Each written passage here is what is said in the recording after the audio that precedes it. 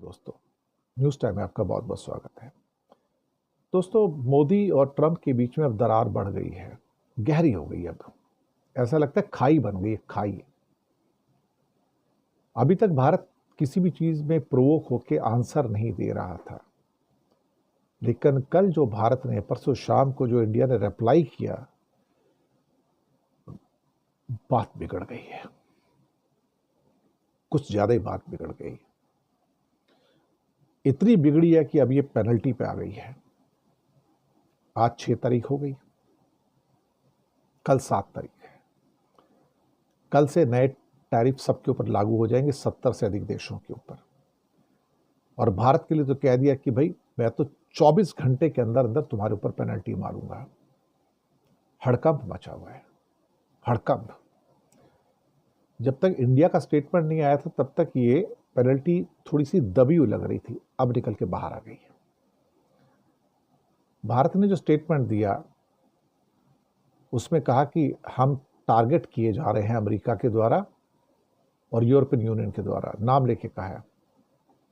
तो फिर कहा कि हम तो आपके कहने से तेल खरीद रहे थे, आपने तो कहा था तेल खरीदो रशिया से हम खरीद रहे थे। इवन जो पहले जो इंडिया के अंदर अमेरिकन एम्बेसडर थे एरिक गारसेटी, उन्होंने माना कि हाँ हमारे कहने पे तेल खरीद रहे थे वो।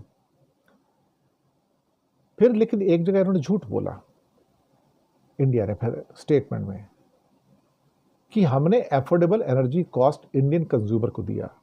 ये झूठ भी है और मक्कारी भी है इंडिया की।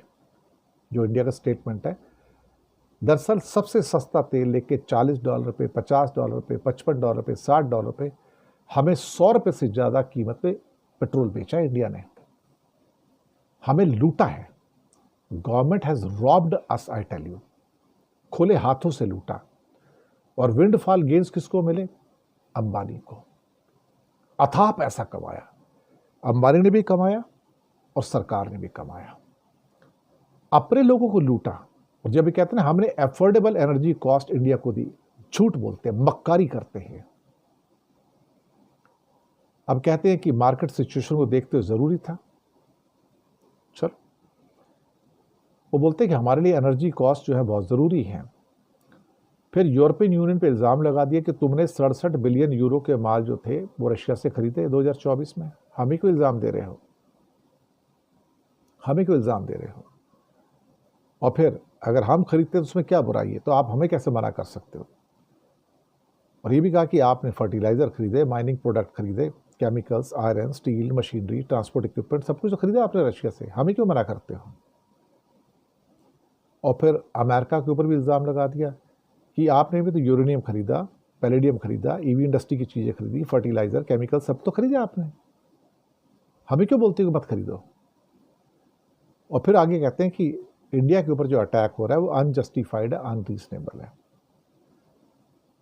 यही ट्रंप को चाहिए था कि इंडिया गुस्सा करे और गुस्सा करके निकल के आए, और निकल के आया। अब इसके बाद हमारे लिए यू टर्न तो कुछ बचा नहीं है। पर एक बात है कि मोदी जी ने कुल्हाड़ी पे जाके आज पैर मार दिया। और भाई और 2 दिन सब्र कर लेते, 5 महीने से सब्र करके बैठे हो ना, तो और 2 दिन सब्र कर लेते। 7 तारीख को वैसे ही 25 तारीख को कल टैरिफ लग रहे हैं हमारे ऊपर। अब पेनल्टी भी साथ में आएगी, बड़ी पेनल्टी आएगी। अब 25% आए या 100% आए, भगवान जाने कितनी आएगी, मुझे तो कुछ पता नहीं ना। लेकिन ट्रंप ने बोल दिया मैं अब 24 घंटे के अंदर अंदर तुम्हारे ऊपर बड़ा टैरिफ मारने जा रहा हूं, तुम देखो क्या करते हो भैया। धमकी दे दी उसने। अगले 24 घंटे के अंदर से बोल दिया कि मैं तुम्हारी ढिबरी टाइट करूंगा, भारत पर लगाऊंगा भारी टैरिफ। अब लूला डिसिल्वा ब्राजील में 50% लगा चुके हैं वो। इसका मतलब अगर हमारे ऊपर 50% भी लग गया टोटल, हम तो मर गए ना, हम तो मर गए।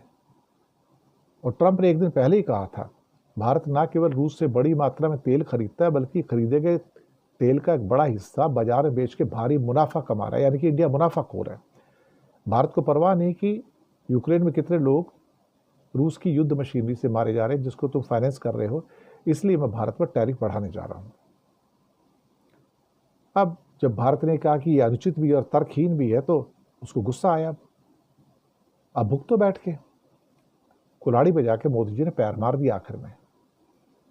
अब तो मरने वाला हाल है साहब। रुपया तो वैसे ही 88 आज टच कर गया था, कल 88 टच किया, आज क्रॉस कर जाएगा। हम 90 की ओर जा रहे हैं, बिल्कुल पक्का है। तो हमारे लिए तो हालात जो हैं एक किस्म से कहा जाए तो बद से बदतर होते जा रहे हैं, बद से बदतर होते जा रहे हैं साहब। इससे ज़्यादा और क्या कह सकता हूँ कि दरार तो बढ़ गई मोदी जी और ट्रंप के बीच में, और ये दरार अब खाई में कन्वर्ट हो गई है। मरने वाला हाल है हमारा, सिर्फ मोदी की वजह से हो रहा है और कोई नहीं। शुक्रिया।